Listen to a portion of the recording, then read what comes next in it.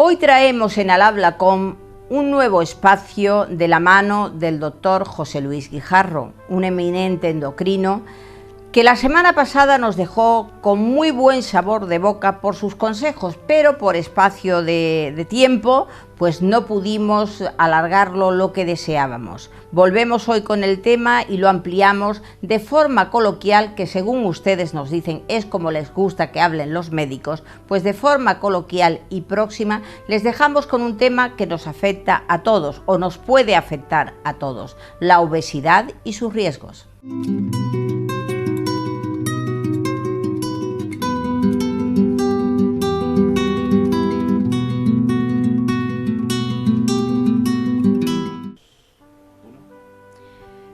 Doctor Guijarro, muchísimas gracias por haber dejado tan buen sabor, que necesitamos saber más. Y el tema es sumamente interesante, pero usted lo hace más importante: el tema de la obesidad. Hemos tratado la obesidad y los riesgos de una forma, yo diría que aunque muy experta y profesional, pero muy coloquial para que todo el mundo lo comprenda. Ahora yo diría, y por eso le he pedido una segunda parte, que sería la obesidad y las precauciones por cuanto a riesgos cardiovasculares, etcétera. Muy bien, estoy encantado. Yo creo que nuestra misión no es solo entretener, sino además informar y ayudar a la gente a intentar ponerse en marcha. Realmente es una labor fundamental para el médico y para los comunicadores como vosotros. Bueno, estábamos hablando del riesgo que podía tener cierto tipo de obesidades. Por supuesto que la obesidad espera, o las chicas que tienen mucho muslo, etcétera, etcétera, también tienen su tratamiento y no tenemos que olvidarlas, pobrecitas. Ellas también quieren lucir el tipito y es muy importante, pero comprendan que nuestro mayor interés como profesionales es prevenir complicaciones muy graves de ese tipo de obesidad, de la obesidad de barriga, la obesidad central. Por ejemplo, se dice que el riesgo cardiovascular de un obeso central, un obeso con mucha barriguita, es el de la misma intensidad que el cigarrillo para tener problemas cardiovasculares. Es decir, es serio el asunto. Sobre todo en Estados Unidos, que están mucho más avanzados, entre otras cosas porque tienen muchos, pero ya no solo en Estados Unidos, es que hay sociedades emergentes, y eso es muy curioso, que cada vez tienen más y que van a adelantar a Estados Unidos en incidencia de obesidad. Por una razón muy sencilla: cuando hay naciones que sus hijos han tenido o un bajo peso al nacer, por falta de buena nutrición en la madre, o han pasado hambre de pequeñitos, nacen con esos genes encendidos. Y un chiquillo que ha nacido con un bajo peso al nacer va a tener muchas más posibilidades de ser un obeso de riesgo que un chico que ha nacido con un peso normal, curiosamente. Pues bueno, no nos metamos en líos. ¿Qué tenemos que hacer? Hombre, como siempre decimos los médicos, acudir al médico, pero hay que elegir bien el médico. Todos estos factores que estamos hablando, de resistencia a la insulina, de riesgo cardiovascular, índice de cintura, por cierto, hay recomendaciones de sociedades de obesidad en las cuales recomiendan no pesar al paciente prácticamente, sino medirle la cintura, porque el riesgo cardiovascular se correlaciona estadísticamente mucho mejor con el perímetro de la barriga que con el peso. Bueno, cuando encontremos este problema en alguien de nuestra familia o tenemos interés, hay que consultar a un especialista. Yo recomendaría endocrinólogo formado en esto, que le interese esto, y hay muchísimos. ¿Esta persona qué va a hacer? Pues probablemente le va a hacer un estudio físico, una historia, qué ha pasado con los antecedentes familiares. Hablemos de que hay un factor genético, por tanto hereditario. Nosotros heredamos esos genes de parte de padre, de parte de madre o de parte de padre y madre, que son mucho más intensos. Hay que ver cuál es la historia antigua, qué problemas o qué enfermedades ha tenido, qué medicamentos que también pueden influir en encender esos genes. Va a hacer un estudio analítico, evidentemente. En ese estudio analítico vamos a ver sospechas muy interesantes. Por ejemplo, si la tasa de triglicéridos es un poco alta, si el nivel de ácido úrico está un poco alto o francamente elevado, si la glucosa está pasando los 100, ya sabe que es normal hasta 110, 120, pues si está pasando de 100, si el colesterol bueno, el famoso HDL colesterol, es bajo, o incluso si las pruebas hepáticas están un poco alteradas, todo eso se le llama el síndrome metabólico.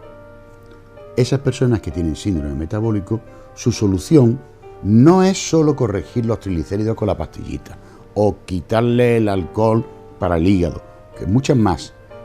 Hay que tratar el problema de base, hay que tratar la causa, la resistencia a la insulina. Repitamos cómo se puede tratar la resistencia a la insulina. Una dieta adecuada, no todas las personas tienen que hacer la misma dieta, todas las personas que quieren perder peso tienen que tomar menos calorías, eso es lógico. Si queremos mantener una cuenta bancaria alta, tenemos que ingresar mucho y sacar poco. Nosotros lo contrario, nosotros queremos que nuestra cuenta bancaria esté en rojos, es lo único que queremos. Para eso hay que ingresar poco, comer poco y gastar mucho, hacer mucho ejercicio. Pero además de eso... Doctor, perdón porque muchos de nuestros telespectadores ante lo expuesto se estarán haciendo una pregunta. ¿Es mucho más importante tratar a lo que podemos llamar el enfermo o el paciente que tratar puntualmente aquello con lo que viene a la consulta? Absolutamente, absolutamente. En la consulta diaria nosotros nos vemos siempre pacientes con este tipo de problemas que vienen con 4 o con 5 pastillas, una para bajar la tensión, otra para los triglicéridos, otra para subir el colesterol bueno o una cosa para quitar el hígado graso. Y realmente todo eso se puede mejorar y evitar la mayoría de las medicaciones simplemente con controlar el problema de base, la obesidad central y la resistencia a la insulina. Es más, se está viendo en pacientes con diabetes tipo 2, diabetes del obeso que se llama, que cuando se operan el estómago, antes de que se corrija los niveles de azúcar, todo ese síndrome metabólico que estábamos hablando se mejora espontáneamente y bajan peso. ¿Por qué? Porque hay un problema directamente en la secreción de ciertas hormonas del intestino. Por tanto, creemos que es muy importante ver más a fondo, más en conjunto, el problema que solamente el daño puntual sobre un trastorno metabólico, sea triglicéridos, ácido úrico, etcétera, etcétera. ¿Qué se debe hacer? Hombre, si tuviésemos, o si ya está a disposición de todos los médicos, un estudio de predisposición genética, nos va a predecir incluso antes de que aparezca. Eso es lo bonito de los estudios genéticos. Se hace medicina predictiva, no preventiva. Puede ser que no tengan ningún síntoma, pero sin embargo tienen la predisposición. No quiere decir que tengan la espada de Damocles que va a aparecer esa enfermedad, pero si a esa predisposición se le añaden una serie de factores ambientales, mala alimentación, poco ejercicio, alimentación rica en azúcares, estrés, etcétera, etcétera, aparece el problema. Pues entonces tenemos que evitar la predisposición simplemente, evitar los factores de desarrollo. Repito, hay medicaciones adecuadas, hay estudios adecuados y hay que tener la amplitud de miras por parte del profesional que abarque todo eso. Doctor, simplemente para terminar este espacio, pero que no quiere decir los programas con usted, un consejo a la audiencia. Primero, que se fijen bien en sus hijos. Muchos de nosotros ya tenemos una edad en la que ya nos va a ser muy complicado cambiarnos, pero tenemos una responsabilidad enorme con nuestros hijos. Que cuando le empecemos a dar dulces y chucherías y productos industriales y porras y todas estas cosas, pensemos que podemos estar haciéndole un mal muy importante. Que cuando le regalemos una PlayStation o la tele o el móvil o no sé cuánto, se piense que los niños con predisposición a tener problemas de este tipo pasan muchas más horas que los niños delgaditos delante de la televisión. Claro. Pero curiosamente en horas de pantalla. Porque todavía si estuvieran haciendo una cosa activa, pues mira, todavía algo gastaría. Pero sentados delante de la tele, del ordenador o de los juegos, se ha estudiado perfectamente bien. Un niño obeso pasa unas 5 horas de media diarias delante de una pantalla. Un niño activo, delgadito, 1 hora, hora y pico. La diferencia. Doctor, hay una pregunta que me salta a la duda, y es que lógicamente debe de haber una influencia psicológica también en ese niño que prácticamente se aísla, ¿no? Sí, claro. Bueno, la psicología, mi antiguo maestro, el profesor Vicente Pozuelo, decía que la endocrinología se le tenía que llamar psico-neuroendocrinología. ¿Por qué? Porque la psique influye enormemente en todos estos trastornos. Ahora se está hablando muchísimo de la obesidad del estrés, y efectivamente el estrés mantenido durante mucho tiempo produce una serie de cambios hormonales que favorecen estos problemas. Por tanto, la psique es un factor básico. La compensación, el encontrar una compensación en los alimentos de nuestras frustraciones, de nuestras penas, es clarísimo. Si lo preguntásemos a nuestros televidentes, cuántos de ellos cuando se enfadan o cuando están tristes se van y se atiborran de chocolate, pues no sé, nuestra audiencia se levantaría la mano un 50 o un 60%.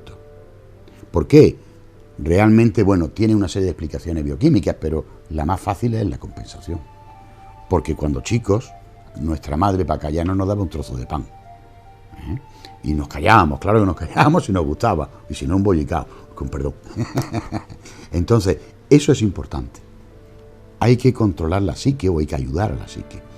El estar tranquilo, el estar relajado, el tener confianza en el médico y en lo que le dice, eso es un factor muy importante. Porque hay médicos que tienen más éxito profesional que otros y siendo igual de buenos los otros, simplemente porque la relación con el paciente es mucho mejor. El paciente ya se cura parcialmente con eso. Entonces, la psique en todos los campos es fundamental, y en este mucho. Pues con esa frase, pero con la confianza plena, porque tengo el gran honor de conocerle, doctor, hace muchos años, y de que sea usted mi médico, lo voy a decir, ¿por qué no?, de que con esa confianza plena tenemos que cuidarnos, sería el eslogan, ¿no? Sí, tenemos que cuidarnos nosotros y tenemos que cuidar mucho a nuestros hijos. Muchísimas gracias y hasta la próxima. Hasta la próxima.